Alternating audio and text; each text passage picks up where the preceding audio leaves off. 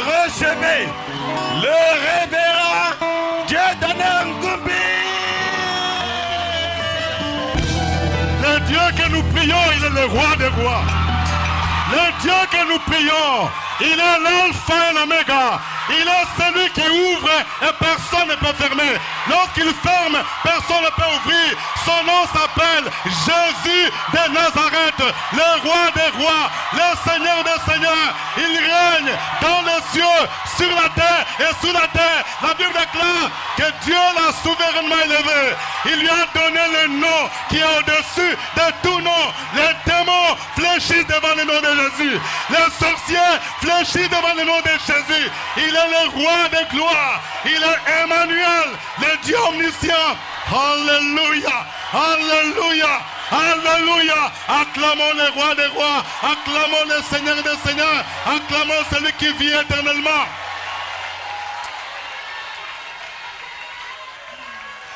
Dis à ton voisin, on n'est pas venu dormir ici. Si quelqu'un il est encore endormi, dis-lui, réveille-toi mon frère. Réveille-toi ma soeur. Si quelqu'un venait avec sa femme, il faut les tapoter. Il faut dire, chérie, maintenant c'est le moment de la prière. C'est le temps de OSB, opération sur la brèche. Un temps où nous rencontrons les rois des rois. Un temps où nous rencontrons le Dieu qui te dit, tu recevras la marque de ta distinction.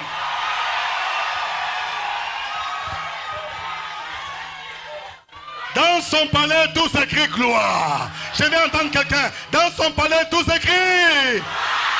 Dans son palais, tout s'écrit. Dans son palais, tout s'écrit. Aujourd'hui, la gloire de Dieu en ces lieux. Je veux dire à quelqu'un, le Seigneur va te toucher aujourd'hui. Je veux dire à quelqu'un, tout ce qui était mort va ressusciter aujourd'hui. Je veux dire à quelqu'un, cette nuit est une nuit spéciale pour toi. C'est la nuit de la restauration. C'est la nuit où quelqu'un qui était tombé sera relevé. C'est la nuit où les portes du mariage vont s'ouvrir. C'est la nuit où les portes de visa vont s'ouvrir. Parce que Jésus est celui qui tient la clé de David. Lorsqu'il ouvre une porte, personne ne peut la fermer. Et lorsqu'il la ferme, personne ne peut l'ouvrir. Tu recevras la marque de ta distinction. Que quelqu'un dise aujourd'hui, je recevrai la marque de ma distinction. Cette nuit, je recevrai la marque de ma distinction. Amen. Que Dieu vous bénisse parce que vous êtes bénis nombreux. Que Dieu bénisse ceux qui sont venus de l'intérieur du pays. Que Dieu bénisse tous les habitants de Yopougon. Que Dieu bénisse tous ceux qui sont venus de Cocody, d'Anyama, de Benjaville. Je vais te dire que tu es spécial aux yeux de Dieu. Parce que tu as été racheté par le sang de Jésus-Christ. Dis à ton voisin, tu as du prix aux yeux de Dieu. Dis à ton voisin, tu n'es pas n'importe qui. Alléluia. Que Dieu vous bénisse. Je voudrais que nous puissions garder le calme. Que quelqu'un lève sa main. Tu vas dire, Seigneur, aujourd'hui, je vais recevoir la marque de ma distinction. Prie pour que la révélation de sa parole t'apporte quelque chose de nouveau. Je suis convaincu que l'Esprit de Dieu se déverse sur cette assemblée. Il y a quelque chose, il y a un vent qui est en train de souffler déjà sur cette assemblée. Parce que le Seigneur veut faire quelque chose de nouvel. Il veut faire toutes les choses nouvelles aujourd'hui. Oh, merci Saint-Esprit pour ta présence. Merci pour avoir rassemblé ton peuple pour ce grand rendez-vous où tu veux le visiter. Merci Saint-Esprit parce que tu es là pour toucher quelqu'un. Merci Saint-Esprit parce que tu es là pour libérer. Merci Saint-Esprit parce que tu es là pour ressusciter et tu agis déjà. Tu étais au rendez-vous avant que nous ne venions. Nous voulons glorifier le nom de Jésus. Nous voulons glorifier le nom de celui qui est mort et ressuscité. À lui seul soit la gloire. À lui seul soit l'honneur. À lui seul soit la louange. Que ta parole nous vivifie, Seigneur. Que ta parole nous communique la foi. Que ta parole nous aide à comprendre ta révélation et le plan que tu as conçu depuis l'éternité pour chacun de nous. Béni soit ton nom, Seigneur. Bénis ton peuple. Au nom de Jésus. Que le peuple de Dieu dise Amen.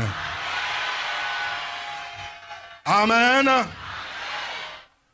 Nous sommes dans une nuit de prière. Le passage de ce jour, c'est Esther chapitre 6, versets 1 à 11. Je voudrais que nous puissions regagner nos places dans le calme pour suivre la parole de Dieu sans distraction. Parce qu'il est dit, au commencement était la parole. Et la parole était avec Dieu. Et la parole était Dieu. Cette parole, c'est Jésus-Christ. C'est par elle que Dieu a fait toutes choses. Et je voudrais que chacun de nous soit attentif. Si vous avez apporté une Bible, je vous demande de l'ouvrir maintenant. Esther chapitre 6, le 11 premier verset. Cette nuit-là, le roi ne put pas dormir. Et il se fit apporter le livre des annales, des chroniques.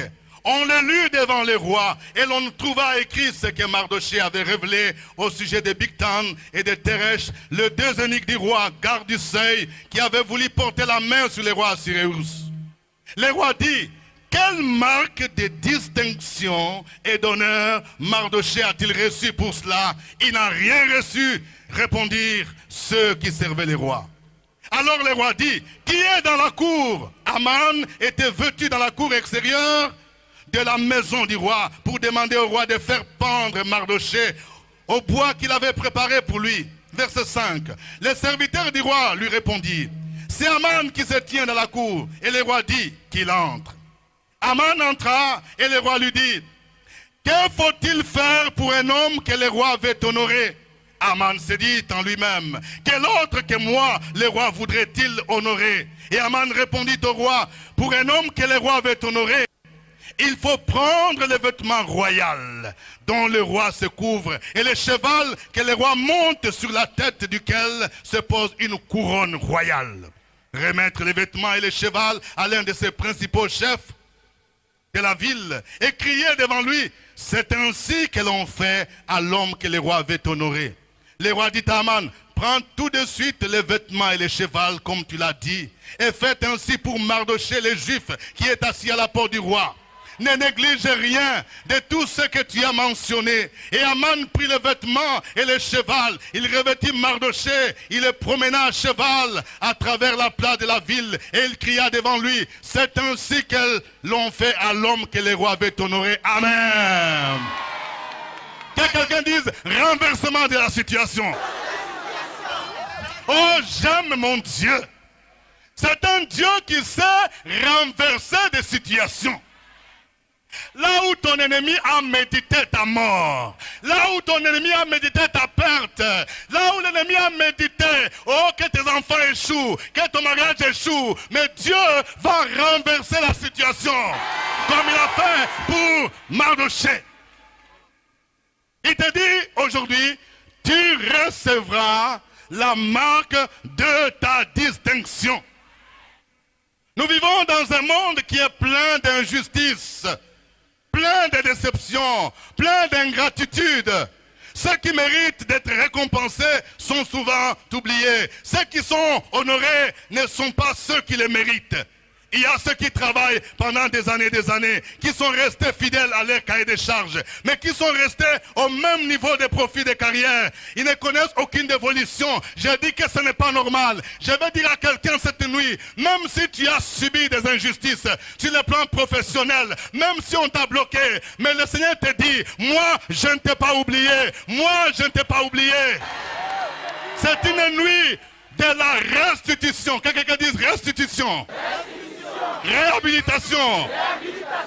Lorsqu'on parle de réhabilitation, lorsqu'on parle de restauration, ça veut dire qu'on veut réparer un tort. Tu as été victime d'injustice. Tu as été victime de blocage. Mais le Seigneur se dit, aujourd'hui, moi je me souviens de mon fils, je me souviens de ma fille. C'est ce qui s'est passé avec un certain Mardoché.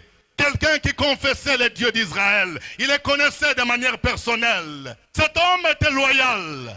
C'est lui qui a dévoilé, il a déjoué les complots d'assassinat du roi de l'époque, Assuérus. En principe, un tel monsieur, il devrait être honoré. Mais hélas, en lieu et place de Mardoché, c'est un certain Aman qu'on a élevé.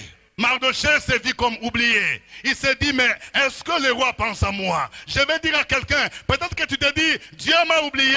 Moi, je donne fidèlement ma dîme. Moi, je suis toujours fidèle. Moi, je suis toujours chaste. Mais ce sont d'autres qui se me conduisent. D'autres qui mandent dans la prostitution, qui se marient. Mais j'aimerais te dire que cette nuit, Dieu veut réparer toutes les choses. Il te dit, moi, je me souviens de toi. C'est une nuit que le décret céleste a été signé pour réhabiliter Mardoché. Ce n'est pas une nuit comme les autres. C'est le Saint-Esprit qui nous a inspirés. Il a dit, il faut qu'il y ait une nuit. Quelqu'un dise une nuit. Quelqu'un dise une nuit. C'est cette nuit, c'est aujourd'hui ta nuit. Alléluia. Une nuit où tout était chamboulé. Aman, il était la deuxième personnalité après les rois. Mais il se disait que moi, je ne mérite pas ce poste. Je vais dire à quelqu'un, là où tu travailles, est-ce que tu sais qu'il y a un Aman qui a peur de toi? Même s'il est ton chef, il sait que tôt ou tard, le poste qu'il occupe, c'est toi qui l'occuperas. Il a peur de toi. Lorsque tu connais Jésus-Christ de Nazareth, est-ce que tu sais que celui qui est en toi est plus puissant que celui qui est dans le monde? Lorsque tu connais Jésus, la Bible nous dit que tu es ambassadeur du royaume céleste. Lorsque le diable te voit, il a peur de toi. Lorsque les gens du monde des ténèbres te voient, ils ont peur de toi parce qu'ils savent que tu as de l'avenir. Aman n'était pas tranquille. Et il a concocté un plan pour la destruction du peuple juif. Parce qu'il ne voulait pas voir Mardoché. Il redoutait ce Mardoché. Il savait que cet homme avait quelque chose de spécial. Il savait que cet homme qui était loyal, un jour, le roi allait le récompenser. Alors, une nuit. Quelqu'un dit une nuit. Le roi n'a pas pu dormir. Je vais dire à quelqu'un, aujourd'hui, quelqu'un ne va pas dormir tant que ta nomination n'est pas encore effective. Je vais dire à quelqu'un, quelqu'un ne va pas dormir jusqu'à ce que ton mariage soit débloqué. Cette nuit-là, le roi des rois, le Père Céleste, il a décidé de réhabiliter Mardoché. Il a enlevé le sommeil du roi. Le roi n'a pas pu dormir. On a invité tous les médecins qui étaient là. On a invité les cardiologues pour regarder. On voit que non, la tension artérielle, elle est normale. On regarde, on fait tous les examens médicaux. On dit, mais qu'est-ce qui ne va pas? Son Excellence, Sa Majesté ne peut pas dormir. Le Père Céleste, lorsque Dieu veut te réhabiliter, quelqu'un sera troublé. Quelqu'un ne va pas dormir parce que Dieu a décidé ta restauration.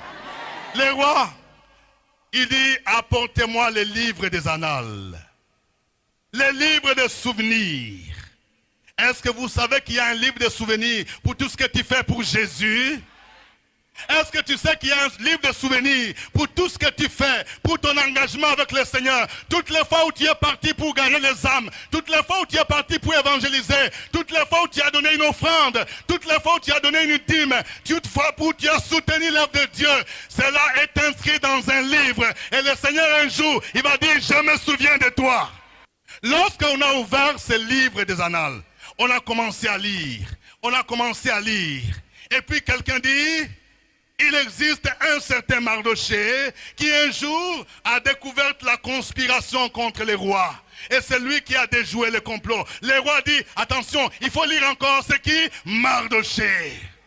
Lorsque le Seigneur veut te réhabiliter, il va se rappeler même de ton nom. Parce qu'il te connaît par ton nom.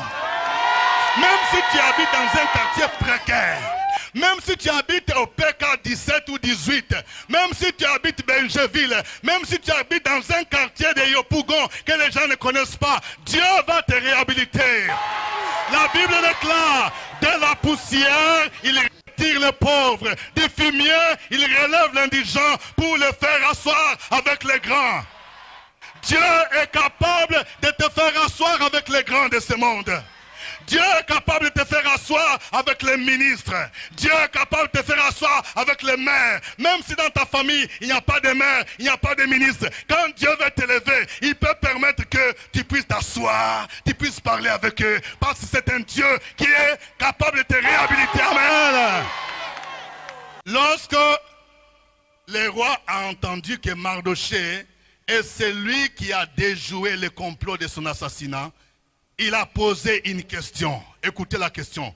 Quelle marque de distinction a-t-il reçu? Il pose la question. Quelle marque de distinction un tel monsieur, un monsieur qui est bon, un monsieur qui est correct, quelle marque de distinction a-t-il reçu? On dit rien. Est-ce que vous trouvez normal quelqu'un? Tu travailles, tu as fait plus de 20 ans. Tout le travail dans ton entreprise, c'est toi qui le fais. Tu es toujours noté bien ou bien très bien. Mais lorsqu'il s'agit de signer l'ordre de mission, pour que quelqu'un aille en mission en Europe, aux États-Unis, c'est quelqu'un d'autre qu'on envoie en mission, alors que c'est toi qui travailles. Vous trouvez ça normal? Est-ce que vous trouvez normal que ceux qui se prostituent, ceux qui vendent leur corps pour monter des grades, ils donnent leur corps à leur patron? Et toi qui es loyal, toi qui es juste, toi qui es chaste, toi qui crains Dieu, toi tu dis, moi je ne vais pas vendre mon corps parce que mon corps est le temple du Saint-Esprit et tu es bloqué au même niveau. Est-ce que vous trouvez ça normal? C'est ce qui s'est passé avec Mardochée. Un homme qui devrait être élevé. Un homme dont on devrait reconnaître le mérite. Mais c'est quelqu'un d'autre, un Haman qui était là. Et pendant ce temps, Haman venait pour proposer la pendaison de Mardochée, son ennemi. Mais il ne savait pas ce qu'il attendait. La Bible nous dit que les méchants creusent une fosse pour faire tomber le juste. Mais l'Éternel le fait tomber dans sa propre fosse. La fosse que tes ennemis ont creusée, la fosse que tes mystiques ont creusée, la fosse que les sorciers ont creusée, c'est eux-mêmes qui vont tomber dans leur propre fosse. Haman est venu. Le roi lui pose une question. Écoutez bien. Haman, il dit, oui, Sa Majesté, je vais te poser une question. Laquelle? Il dit, que doit-on faire à un homme que le roi veut honorer? Haman, orgueilleux qu'il était, il dit, qui d'autre que moi? Qui d'autre que moi? Alors, il a fait sortir toutes les bonnes choses. Je veux dire à quelqu'un, lorsque Dieu veut t'élever, l'élévation, c'est même ton ennemi que Dieu va utiliser pour ton élévation. Celui-là même qui te combattait, c'est celui-là qui sera même ton chauffeur. Cette dame-là qui te combattait, qui te maudissait en disant que tu ne peux jamais te marier, un jour, elle viendra travailler chez toi à domicile. Amen. Un jour, elle viendra te demander les unités. Mardochée a dit toutes les bonnes choses. Écoutez ce que Haman a dit. Haman dit ceci. Pour un homme que le roi veut honorer, il faut prendre le vêtement royal dont le roi se couvre et le cheval que le roi monte sur la tête duquel il pose une couronne royale. Il faut remettre le vêtement et le cheval d'un de ses principaux chefs. Puis revêtir l'homme que le roi veut honorer, le promener à cheval à travers la place de la ville et crier devant lui. C'est ainsi que l'on fait à l'homme que le roi veut honorer. Le roi Assuérus lui dit, ce n'est pas toi-même qui as dit. Alors je te demande, comme c'est sorti de ta bouche toi-même, Haman là, tout ce que tu as dit, tu vas l'exécuter à l'endroit de Mardochée. La nuit de la restauration. Dieu avait décidé de donner à Mardochée une marque de distinction. Vous savez, avant d'aller plus loin, je voudrais d'abord vous expliquer la notion de distinction. Vous savez, même dans notre monde actuel, on sait reconnaître les efforts, le travail excellent fourni par quelqu'un. Une marque de distinction est remise à une personne physique ou morale en reconnaissance d'un certain degré d'excellence dans un domaine spécifique.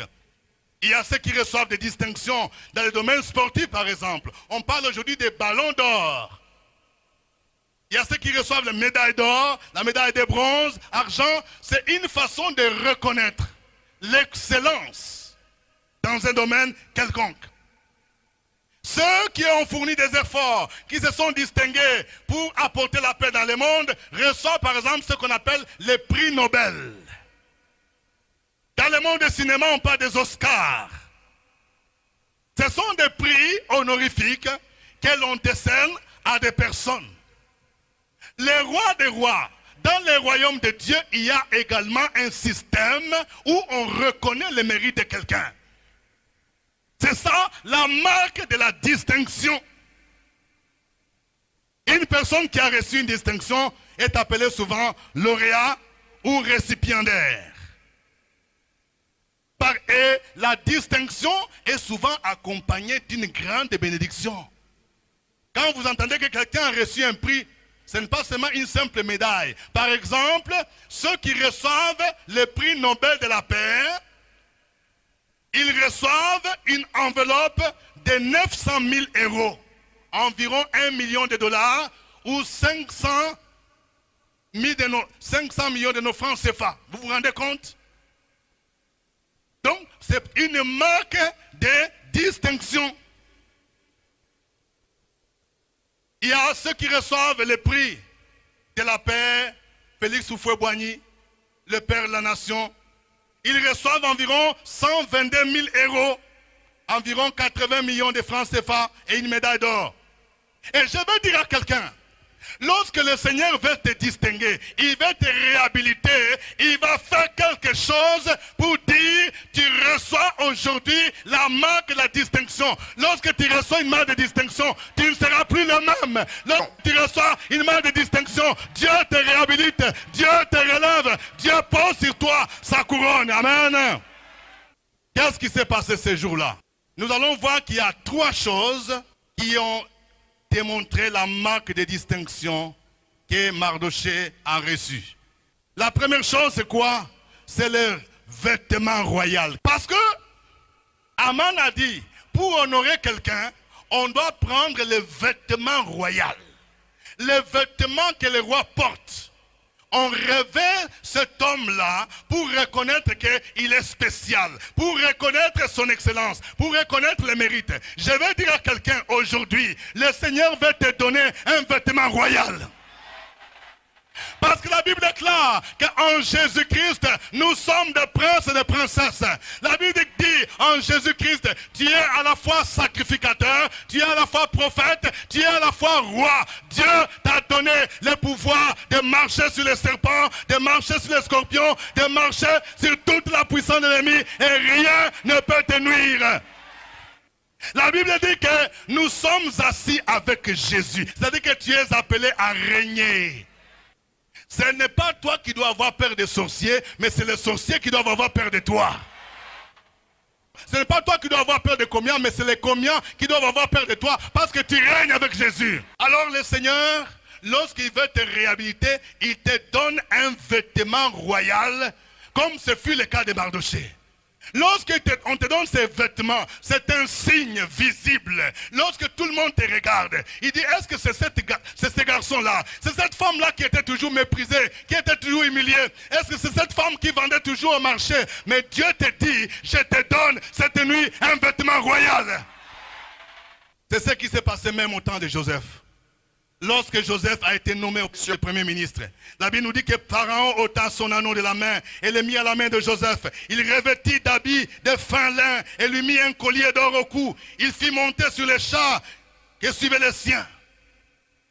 La Bible nous dit dans le livre d'Ésaïe chapitre 61 que Dieu nous a donné un vêtement de louange et non un esprit abattu. Il y a beaucoup de gens, je suis navré de voir les chrétiens qui sont toujours tristes. Lorsqu'on les regarde, ils disent toujours, ah, ça ne va pas, oh. Il semble que les choses ont monté de prix. Vraiment, il semble que vraiment, il y a des bruits de bottes. Moi, je ne sais pas, oh. On va mourir, oh. On va mourir.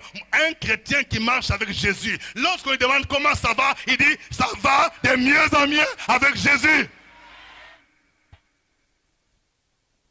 Il y a des gens à qui le diable a imposé un vêtement de deuil. Celui qui porte un vêtement de deuil, c'est quelqu'un qui est toujours triste. Il a toujours une mauvaise mine. Quelqu'un qui ne fait que pleurer toute sa vie. Je vais dire à quelqu'un, Dieu ne t'a pas destiné à pleurer toute ta vie. Je veux parler à une femme veuve cette nuit. Tu as longtemps pleuré parce que ton mari t'a quitté. Mais le Seigneur te dit, je veux faire quelque chose de spécial. Je veux que le vêtement de deuil que tu as porté soit déchiré. Moi, je viens te donner un vêtement de louange, un vêtement de gloire. Ce n'est pas normal que tu acceptes un vêtement. Un jour, je priais avec une jeune fille dont le visage était toujours triste. Le visage ressemblait à un homme. Le visage ne faisait que noircir. Et dans l'esprit, le Saint-Esprit m'a montré comme si elle portait un vêtement noir. Un vêtement d'opprobre, un vêtement de malédiction. Un tel homme, une telle personne qui porte un vêtement spirituel, qui est noir, un vêtement d'opprobre, un vêtement de malédiction, ne peut pas avancer. Il sera toujours humilié, il sera toujours écrasé. Mais le Seigneur te dit, aujourd'hui, le Seigneur va déchirer le vêtement de deuil. Il va déchirer le vêtement d'opprobre. Il veut te donner un vêtement de louange. Qu'est-ce que Mardochée a reçu encore comme marque de distinction? La Bible nous dit qu'on lui fit monter sur un cheval. Vous savez, la bénédiction de Dieu commence d'abord par le spirituel. À l'époque, il n'y avait pas les marques de voitures que nous connaissons. À l'époque, il n'y avait pas de Mercedes, il n'y avait pas de Hammer, il n'y avait pas de Peugeot, il n'y avait pas de Hyundai. À l'époque, quelqu'un qui était considéré une personnalité montée sur un cheval. Et le Seigneur te dit, ça fait longtemps que tu travailles. Je vais dire à quelqu'un, ça fait longtemps que tu travailles et ta voiture de fonction a été bloquée quelque part. Cette nuit, le Seigneur débloque cela au nom de Jésus-Christ.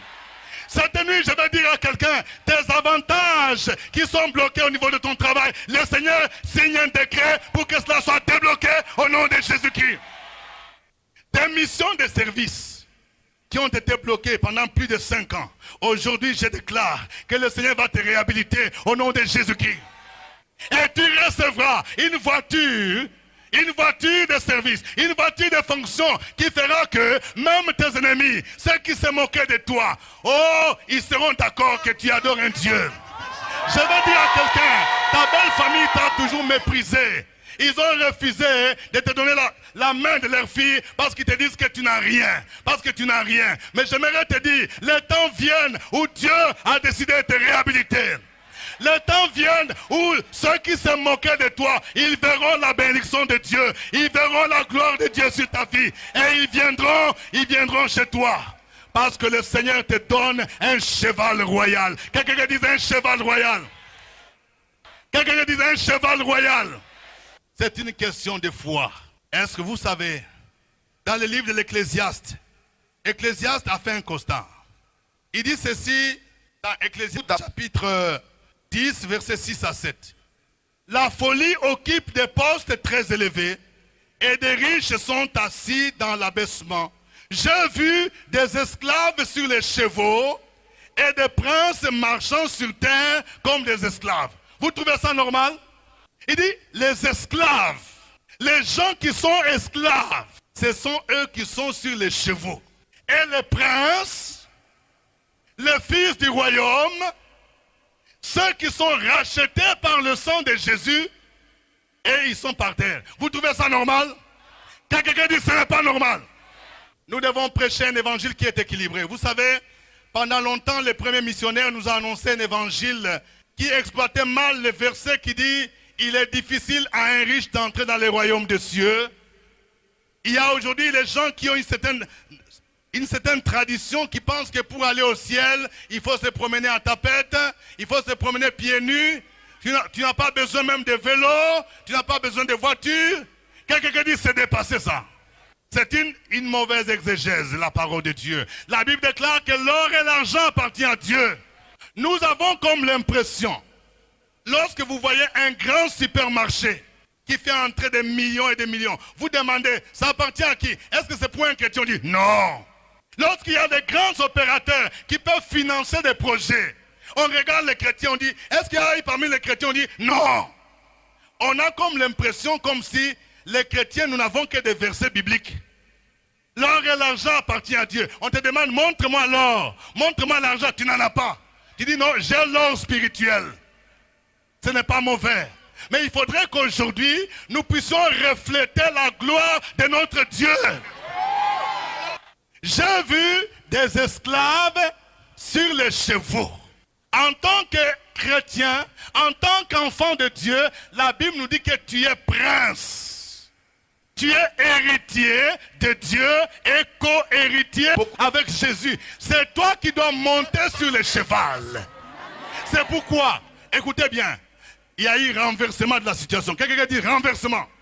Avant, celui qui pouvait monter sur le cheval, c'était qui? C'était Aman.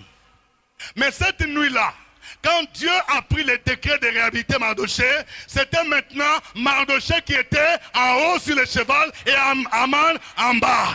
Mardoché en haut, Aman en bas.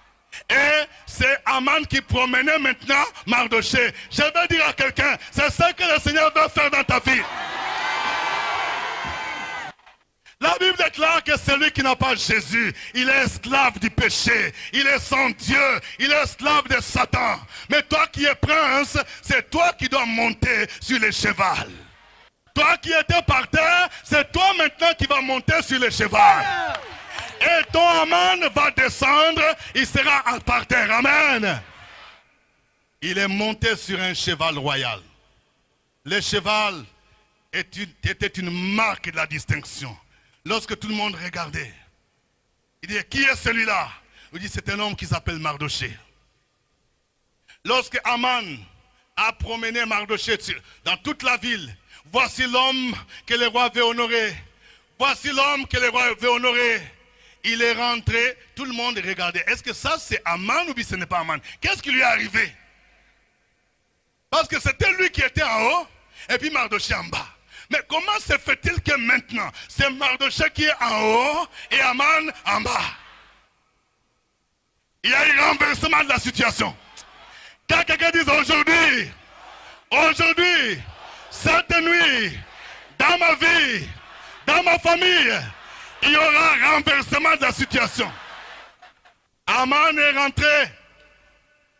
Sa femme Zeresh lui a posé une question. Aman qui rentrait toujours tout fier. Quand il rentrait, il sifflait.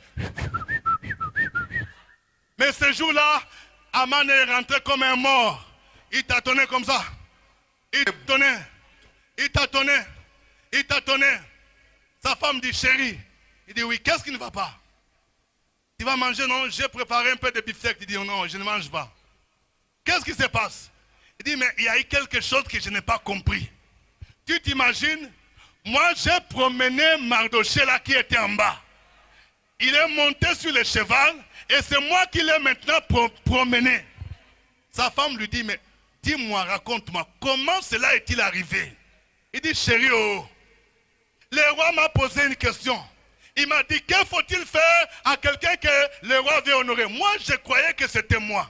Alors, j'ai dit toutes les bonnes choses. Et maintenant, ça s'est renversé contre moi. Le roi m'a dit que je devais maintenant promener Mardoché. C'est Mardoché qui était maintenant en haut et moi j'étais en bas. Sa femme lui dit ceci, chérie. Si Mardoché, devant qui tu as commencé de tomber, est de la race des Juifs, tu ne peux rien contre lui. Je vais dire à quelqu'un, il faut écouter les conseils de ta femme. Si quelqu'un est là avec son mari, dis-lui, il faut écouter mes conseils. Les femmes ont un discernement. Si Aman était sage, comme sa femme lui a dit que tu as commencé de tomber, il devait aller demander pardon à Mardoché pour dire, à l'arbre là, ça n'a qu'à finir. Parce que sa femme lui dit, ça là, Mardoché en haut, et puis toi en bas. Ça c'était un mauvais signe. Il dit, tu n'as que commencé de tomber. cela veut dire que la tombée va continuer. Je vais dire à quelqu'un cette nuit, il y a quelqu'un qui est en train de tomber quelque part. Et amen.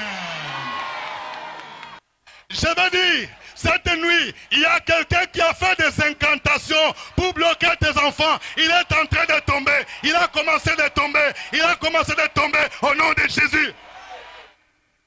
Et il continuera de tomber. Il y a des gens qui font la sorcellerie, qui font des incantations pour bloquer tes enfants, pour bloquer ton mariage. Cette nuit, ils sont en train de tomber. Dans le puissant nom de Jésus. Qu'est-ce que Mardochée a reçu encore comme signe de distinction? Il a reçu un anneau. Amen. L'anneau royal. Quelqu'un dit l'anneau royal. L'anneau était l'insigne d'autorité que l'on conférait à quelqu'un. Lorsque Joseph était nommé par Pharaon, ce dernier lui remit l'anneau. C'était le signe de royauté. Dans Genèse 41, verset 42, il est dit, Pharaon ôta son anneau de la main et le mit à la main de Joseph. Il revêtit d'habits et de fin lin et lui mit un collier d'or au cou. Avant, c'est Aman à qui le roi avait remis l'anneau, car c'est lui qui était élevé. Mais la suite montre toujours que le renversement de la situation continue. Esther, chapitre 3, verset 10 dit, le roi ôta son anneau de la main et le remit à Aman, fils d'Amedata, l'Agagite, ennemi des Juifs. Quand quelqu'un avait cet anneau royal, il avait le plein pouvoir. C'est-à-dire, c'est avec ça qu'on pouvait signer des décrets au nom du roi. C'est à cause de cet anneau que Aman a signé un décret de l'extermination des Juifs. Comme il y a eu renversement de situation, la Bible nous montre que l'anneau que Aman portait, le roi lui ôta cet anneau et il remit l'anneau à Mardochée. Renversement de la situation. Esther 8, verset 2 dit ceci. Le roi ôta son anneau qu'il avait repris à Aman et le donna à Mardochée. Esther de son côté établit Mardochée sur la maison d'Aman. Je vais dire à quelqu'un, on t'a privé de l'héritage que ton père a laissé. Les sorciers se sont assis dessus. Alors que c'est toi qui détiens les droits d'héritage. Je déclare cette nuit que Dieu te réhabilite. Je déclare que ceux qui t'ont ravi tes parcelles, le Seigneur est en train d'imposer un jugement contre eux pour te réhabiliter. Ce n'est pas normal. Tu as dormi toujours par terre. Tu as dormi dans une petite maisonnette alors que ton père a laissé une villa. Le Seigneur te dit, cette nuit, tu recevras, je te restitue ta villa. Cette nuit, je te restitue ton champ de café qu'on t'a ravi. Cette nuit, je te restitue les champs de verre qu'on t'a ravi. Notre Dieu, il dit que nous sommes ses ambassadeurs. Il dit, il nous a donné un vêtement de louange et non pas un esprit abattu. Il dit, il est venu te donner un diadème et non la cendre.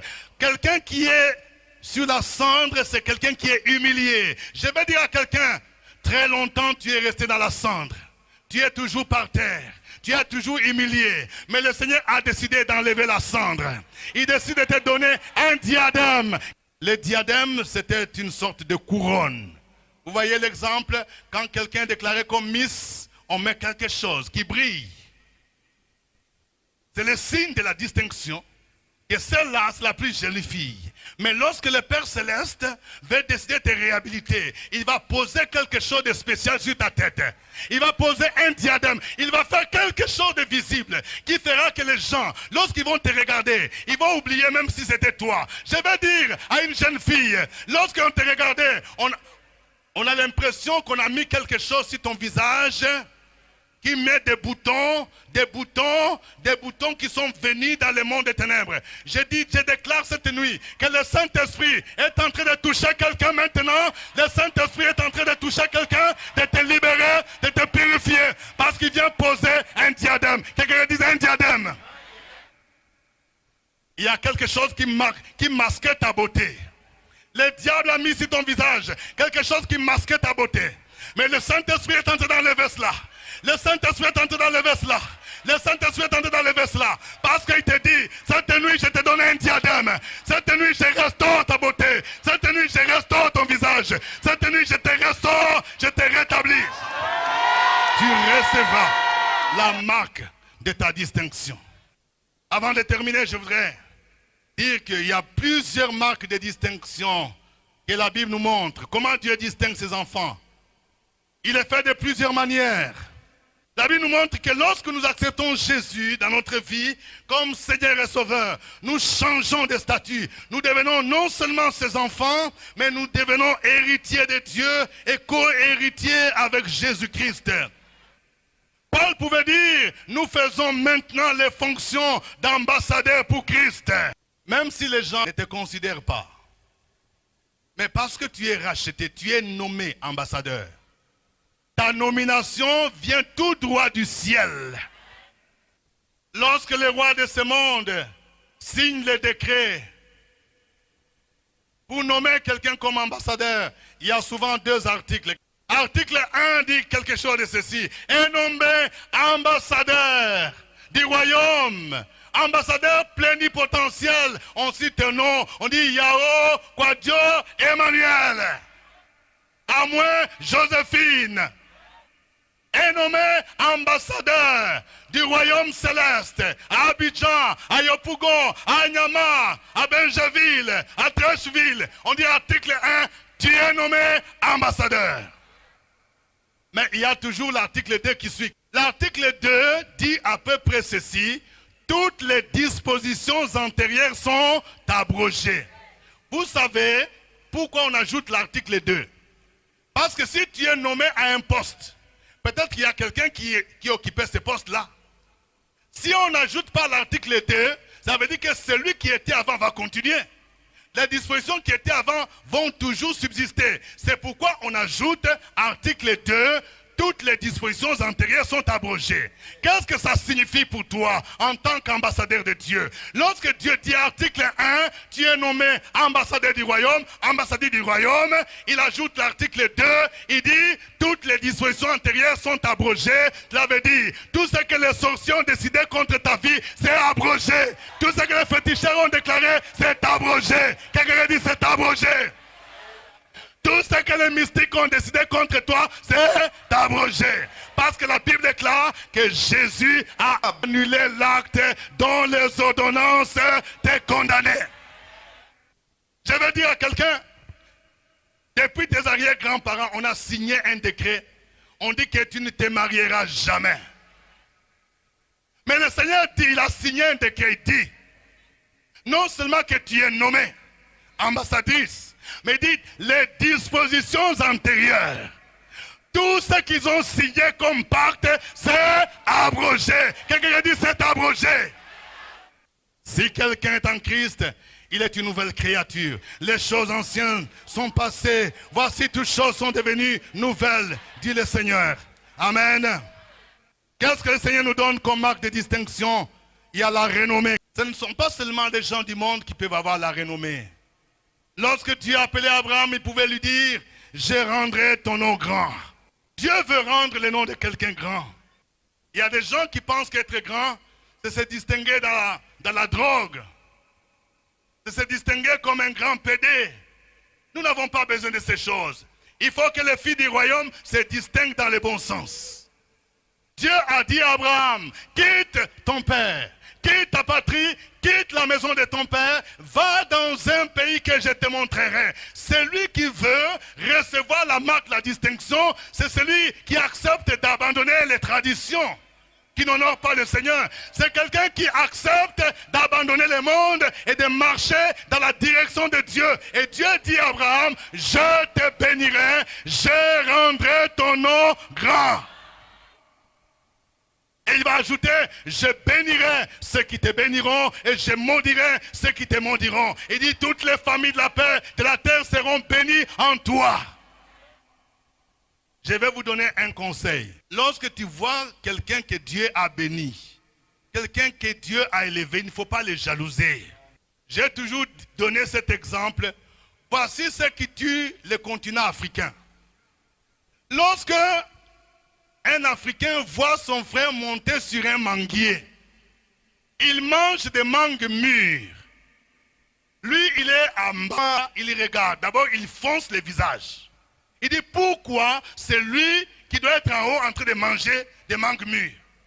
Il va chercher la tronçonneuse ou bien la machette pour couper les manguiers, pour les faire descendre. Parce que lui est en bas. Est-ce que vous trouvez ça normal?